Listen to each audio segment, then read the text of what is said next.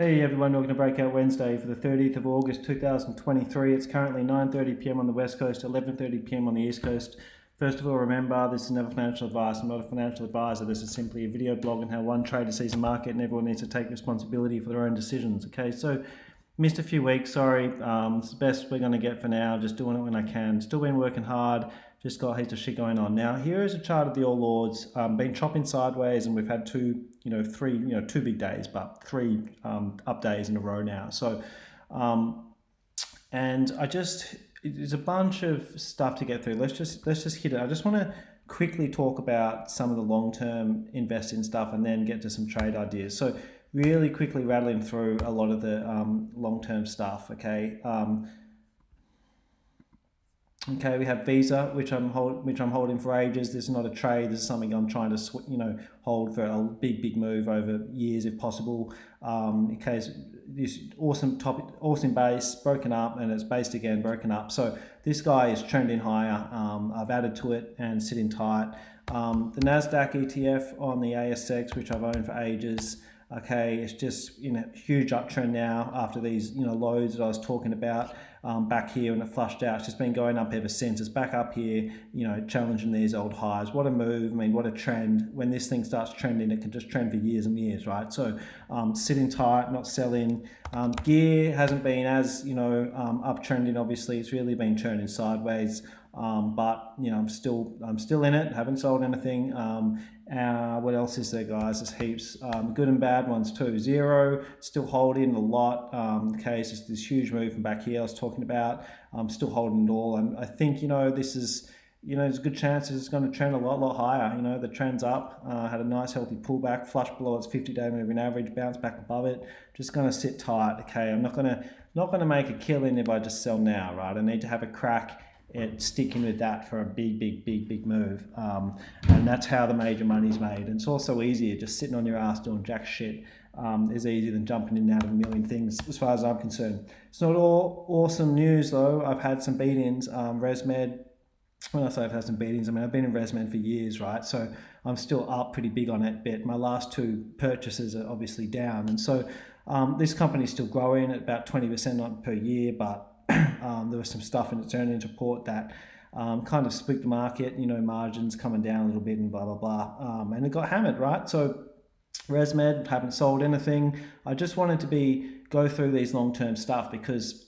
long-term investing is just so different to trading. There's all this shit that's written in books and opinions out there. And my opinion is an opinion too, right? It's up for everyone to make up their own mind. But all this stuff, Davis talks about not marrying stocks, and a lot of the classic authors say similar things. And my humble opinion is that isn't that the whole point of investing? To find companies that you love, like the Visas and the Googles and ResMed, which I've been in for many years. Companies that I really love, and just you kind of do marry to them. Isn't that what real investors do? They go through the good and bad because they believe in the company.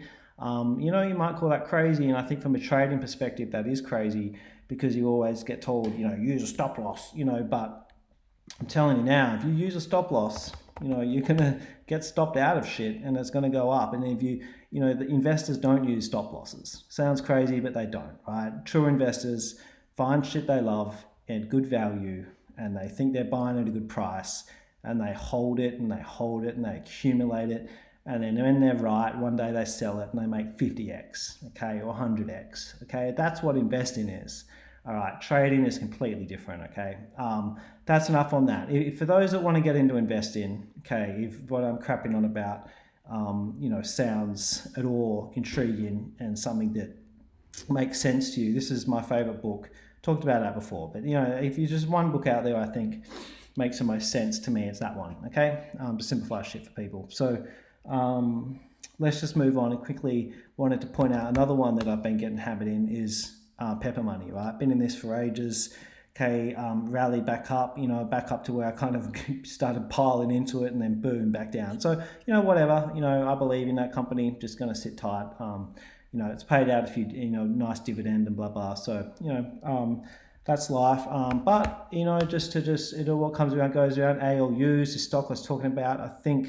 I forget the first time I was talking about it, guys. Maybe it was breaking out of this one of these ones, but I'm still in it, and this had a gap up on earnings. Okay, so for the true long-term investments, and I'm sitting in for years and years, you know, I'm having some good luck and I'm having some bad luck, right? But the matter is, I've got a plan. I'm going to hold to them, and I'm just going to see what it plays out over the next few years. Like I have been with many of these stocks for many years, you know. So what are some others, right? A long-term one in the Surplus Super Fund, VVA, finally broke. This is the one I'm getting into down here at 125, I think it was, that I was talking about back then. Is breaking out of this base, you know, spiked up.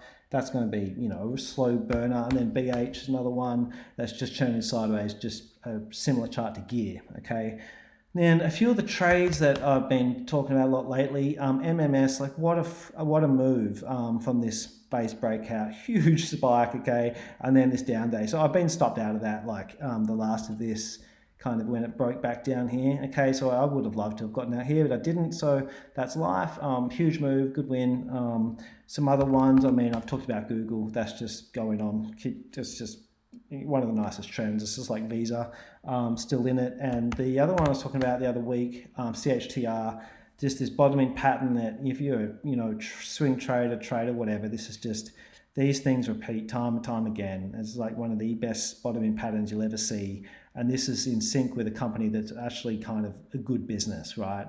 And I just think when you put those two in sync and you find these patterns, and they are hugely good signals, and it's had another move up, right? So that's that. Long-term investing versus trading, so different. Now let's just flick, you know, my brain over to the trading side of things, and go through kind of what I'm looking to set up, because it's been a month since I've done one of these talks. So you know, I'm just going to go through some of the shit I'm looking at, okay? And let's just go to Domino's, right? Domino's is not a trade yet, okay? It's definitely 100% not. It needs time. Like these moving averages are still kind of sloping down. They haven't come together. It needs to base. Like I can see this hopefully basing for a few months. But I just like how it's come down and it's flushed out these lows and bounced them up above it. I like that how hammered it's been. I like that it's a company that has a long track record of success. And I like that it's slowly starting to show some bottoming patterns, a bit like Zero was, right? When I was talking about it back here, when it had been hammered, okay, and if you go back and listen, you know, talking about how it had this flush out below these lows, the moving average is all starting to come together, and then it formed a base. So now I've got Domino's on a watch list and just waiting to see if we can get a similar thing occurring. I'm not just going to jump in it now. I just don't need that sort of risk in my life. But if it can come together and all the moving averages come together, and then the odds will be in my favor, and I will pile in then. But I'll talk about that later if that comes to pass. GTK. This is this stock for those who you know, regulars, and that we were talking about like back, let me just try and zoom in because it's gone a lot since then, back here in this base, okay, when it was breaking up above 155 and piled into it here, and you know, I forget where I got out, you know, it's too long ago, I can't even remember, and then it gave another perfect setup and broke out, and then it's kind of a fake out, blah blah blah, but and it's just keep going up since. Had a fake out here, you know, and then it's basing again. So that for me needs longer. I'm not gonna trade it if it just breaks out tomorrow, but if that can base for another few weeks, for sure, that's on the watch list. AEF, the one I was talking about a month ago or whatever, all these moving averages starting to come together, right? They're looking a bit like Zero looked when it was basing. I like this now. You know, I don't really just want to buy a break of that, you know, you know, I do like I like the fact that AEF is ending this big downtrend. I think it's probably a good sign for a lot of reasons, and you know, it's given a constructive kind of bottoming pattern there, and showing signs of a true uptrend. Okay, now a few others, SSM. Okay, so SSM had this huge bottoming pattern, flush out here, bottoming pattern, moving average come together, boom, we're on an uptrend, right? And now it's came up in a Davis scan. I've just been doing this one lately, just plain old blah blah blah 34. I've been 6, 3, 2, any box. I've been having first box, but I usually just do any box. And then you know, scanning all the markets I trade. Okay.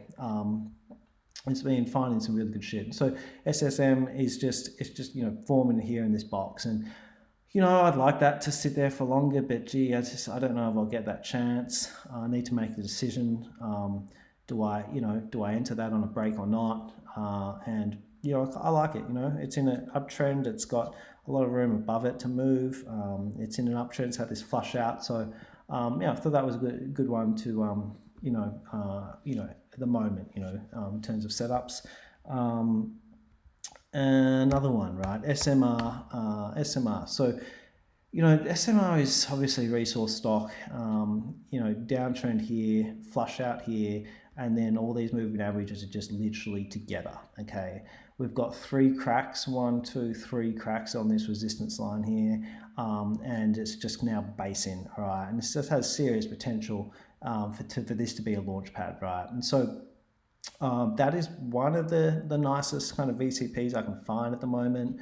And, you know, I had a Jack, I think it was, who reached out about TR. I didn't write back to you, sorry, man, but like TR is just not something I would look at. All these moving averages are pointing down, and this, I can see what you mean. Like, this is a, you know, breakout level. I see what you mean. Like, in the old days, I probably would have touched that, but I'm telling you now, like that, it's fun. These fake out more often than not. They'll be false breakouts. Like, I reckon 8 times out of 10, you're going to lose money on this shit, right?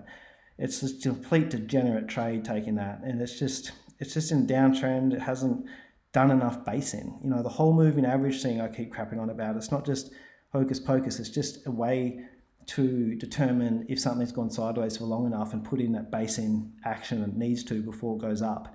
For a sustained period of time. Things that don't tend to just go down and go straight up. They tend to go down, you know, stuff around for a long time, base, fake people out, shake people out, base, moving average come together, and then boom, you know, they put in a big enough base. It's like the foundations of a house, right? And so I just don't think that's had long enough, and I'm never going to touch a some shit like that, right? So that's my reply to Jack. YAL is another one that the moving averages have come together, right? They're all basing, and now we've got price just tipping above the moving averages, and I would take something like that, or what was the other one I was talking about? SMR over the TR, okay? But that's just my personal opinion. Obviously, never giving financial advice, do whatever the hell you want, right?